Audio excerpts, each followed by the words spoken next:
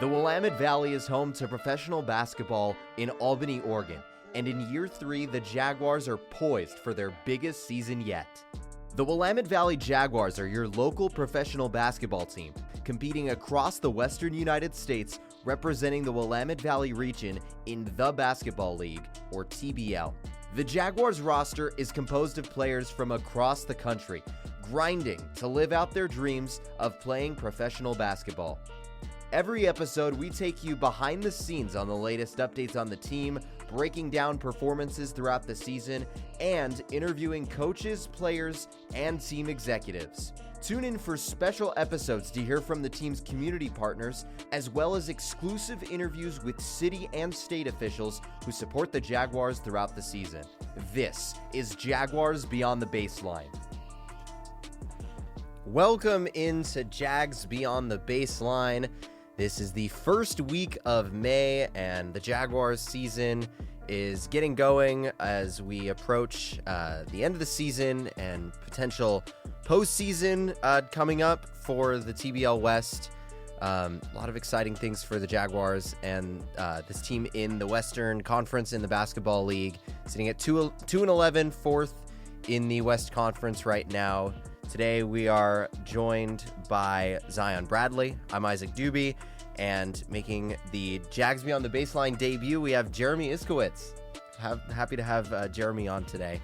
First of all, Zion, how you doing? I'm feeling good. Yeah, great to have you in. Haven't gotten the opportunity to really get to talk to you much this season. You did fill in on a camera I did. a couple weekends ago. That was awesome. And From what I heard from Emmett, you did like an incredible job. And from what I saw, you did an incredible job. Camera 2. Let's go. Yep. It was cool though, for sure. You know, own your do your job. Own your role. You did it well. Thank you. Let's start talking about this past weekend. The Jaguars against the Grant County Red Tails had 3 games this weekend. One at home at Lynn Benton Community College.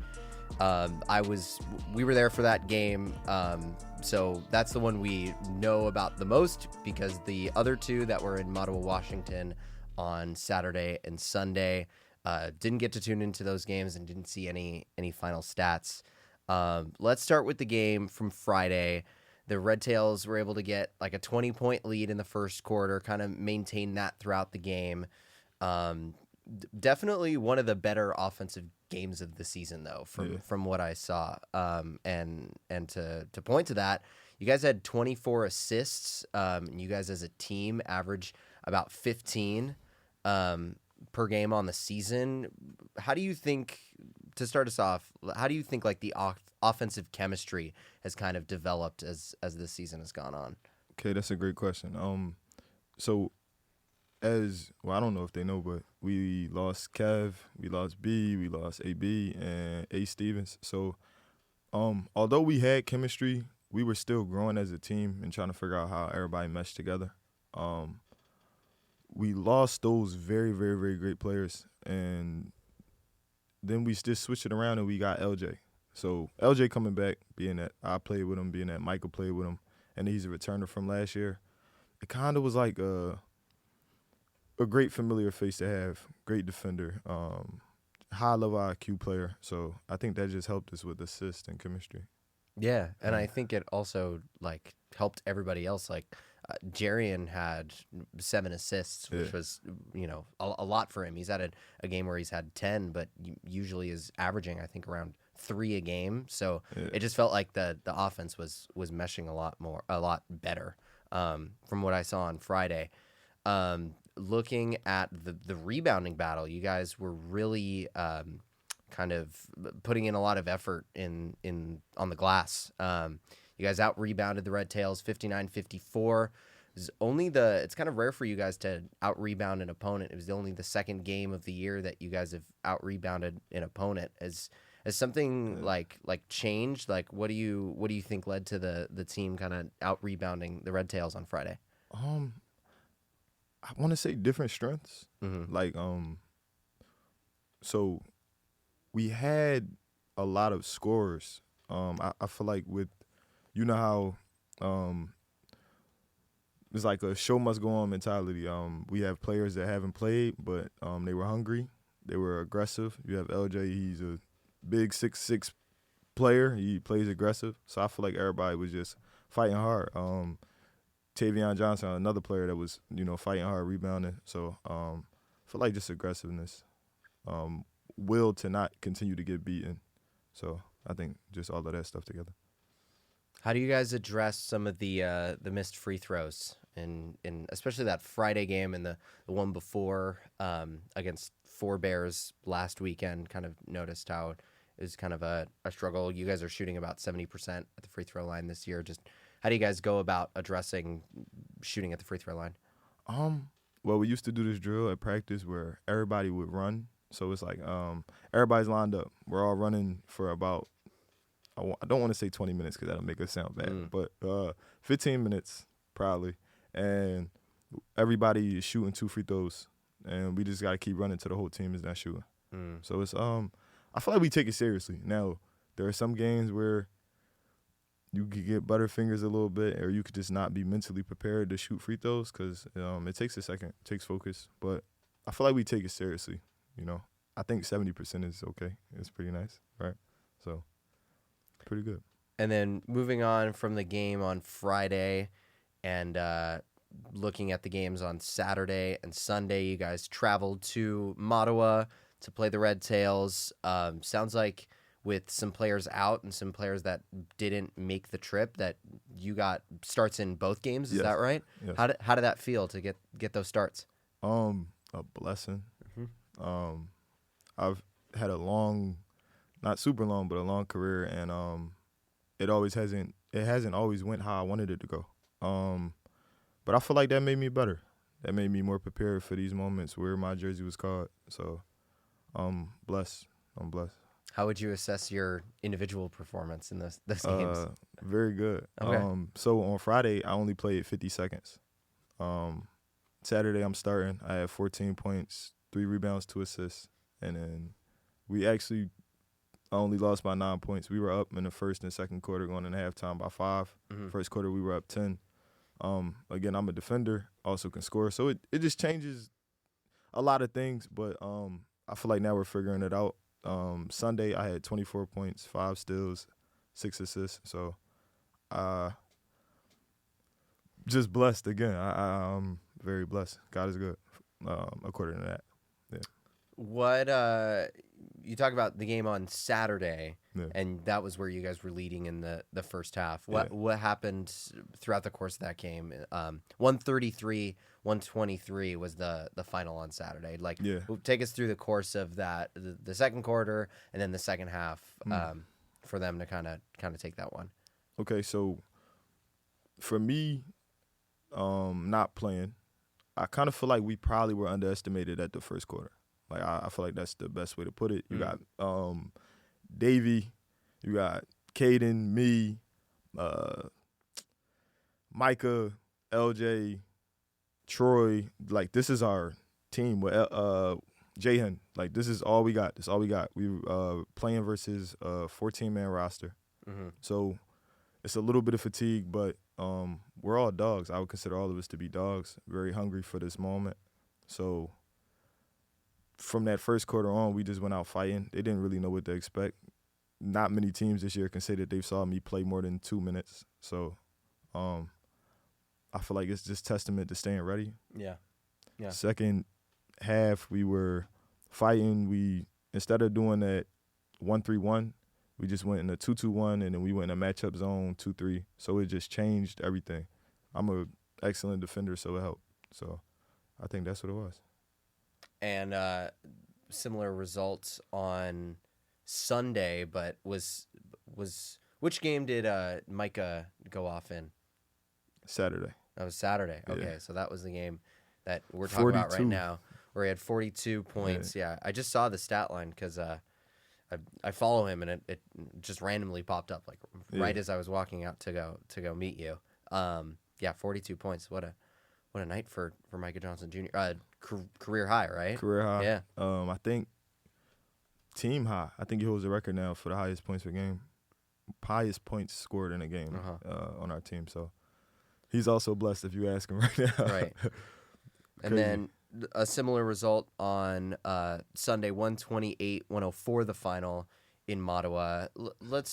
I'll ask you this: just how tough is this Grant County team now that they have all the players they got from Tri-Cities, the trades they made? Like you said, they're a 14-man roster now. They have two bigs in McGee and Rose who can take over a game themselves. Just how tough is that team to defend?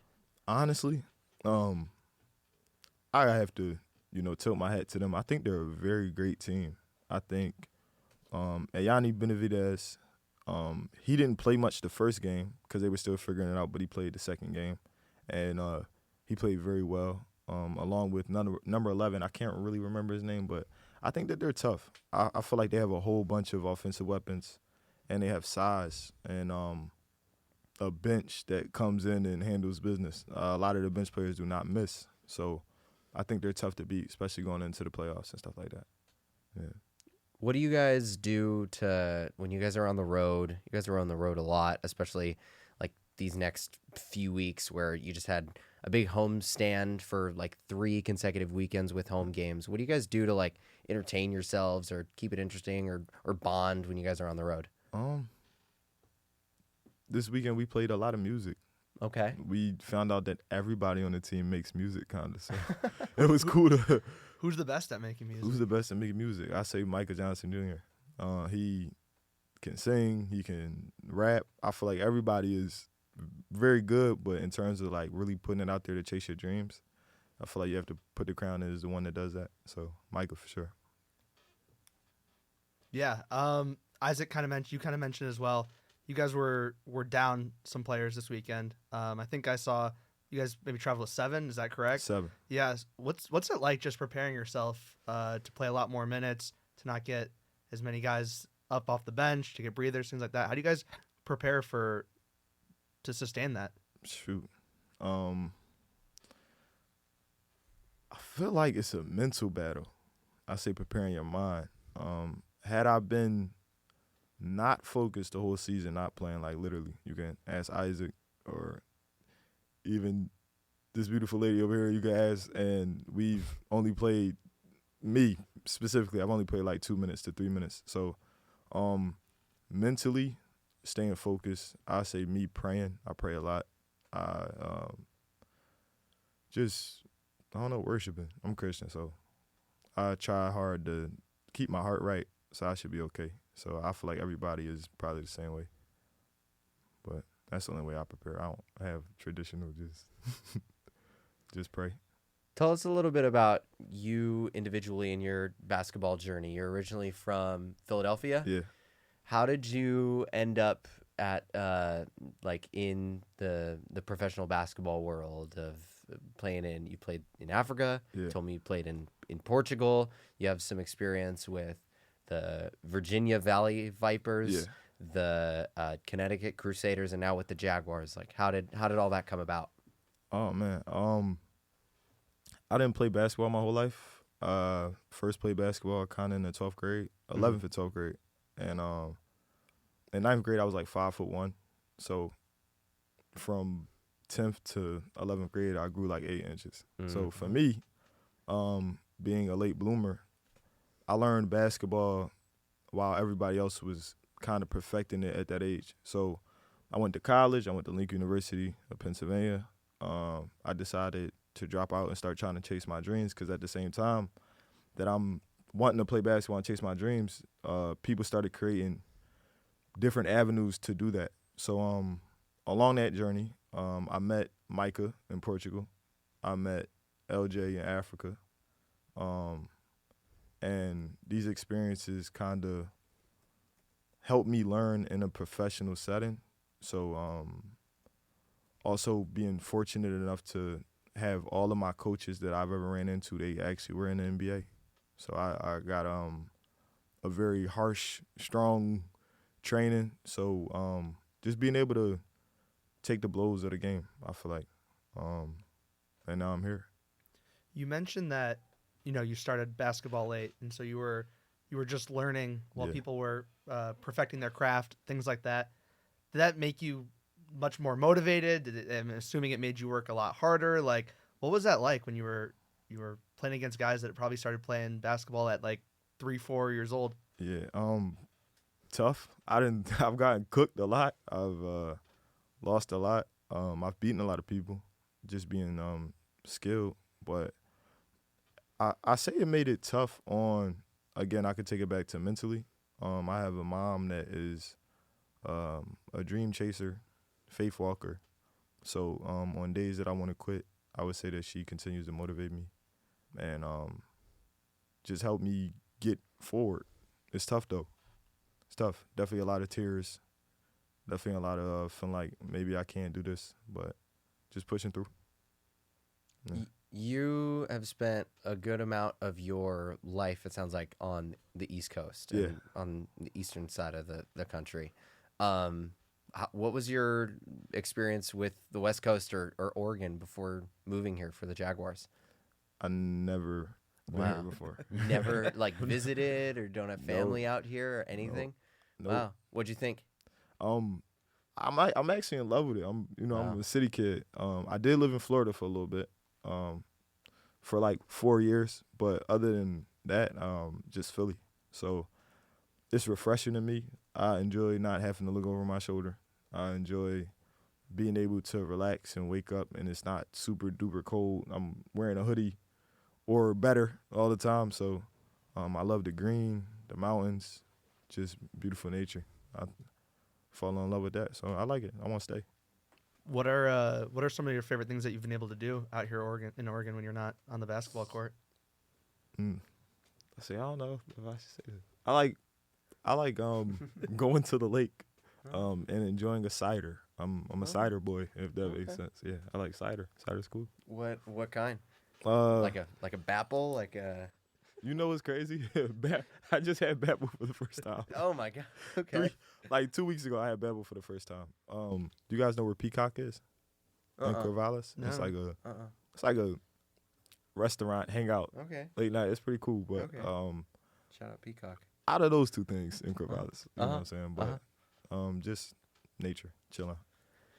Tell me a little bit more about your friendship with Micah. It seems like you guys are really close, and when I see you guys like together, like out in the open, like you guys are constantly doing stuff together. You guys are kind of like, I don't want to say twins, but you guys are like attached at the hip a little bit. Yeah.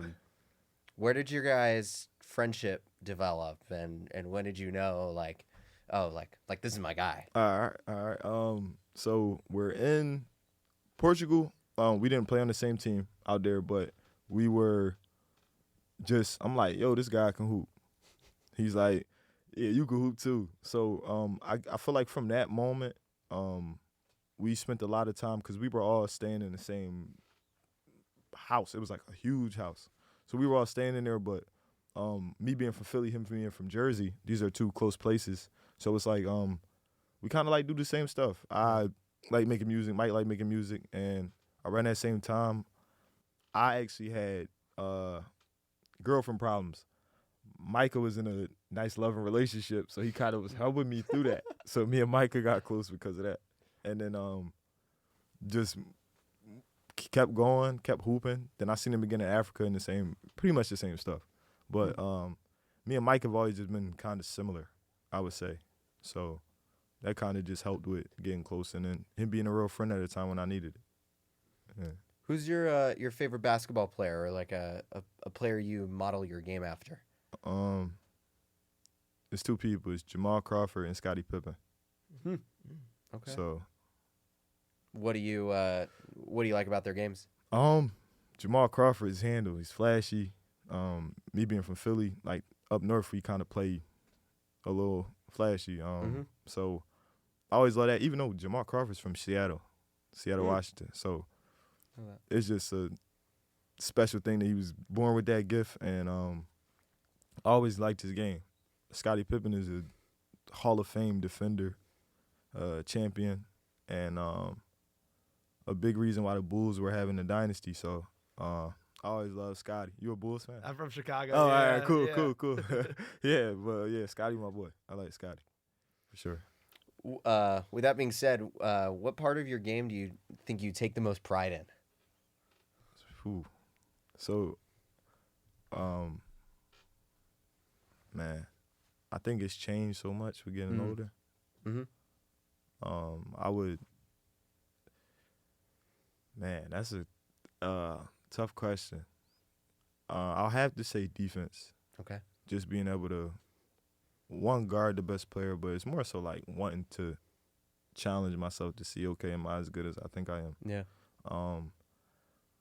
And then offensively, which everybody doesn't know yet, you know what I'm saying, but it'll start being shown more. I'm actually a very excellent mid-range shooter. Okay. Sometimes I even try to shoot with my eyes closed. Okay. So in game or in practice or both? Both. Okay. But You have a lot of success with that? I actually do. I'm not too bad at it. If you ask Micah, they've seen me shoot my eyes closed before. But in a game, it'll start coming out. I don't have a problem doing it. It's just getting the games and the reps and doing it. 3 years playing in the TBL. I got drafted 12th overall last year in the TBL draft. I've gotten like a legitimate chance of actually only playing probably like 4 or 5 games. So imagine first game you have 9, second game you have 11. The third time you get minutes was now with the Jags this year.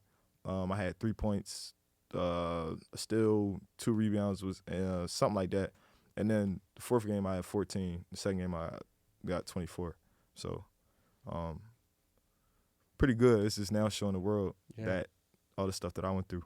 It's building. Yeah. Yeah. That's awesome. I want to shift to talking about the conference standings, looking at where you guys are at, looking at the postseason. There's some talk. You guys are right now on pace as the 4th spot in the Western Conference in the basketball league to play in the postseason. Not totally sure who it's going to be against yet, but you guys have the edge over the Sun Devils for the 4th spot in the West, because right now you guys are tied at 2-11, but you guys have that head-to-head win when they played at home, or when they played at Willamette Community College in your guys' home opener. You guys play them 2 more times on May 20th, May 24th. How do you guys feel about being right now on track to play in the play-in tournament, postseason tournament, whatever you want to call it? We're all very excited.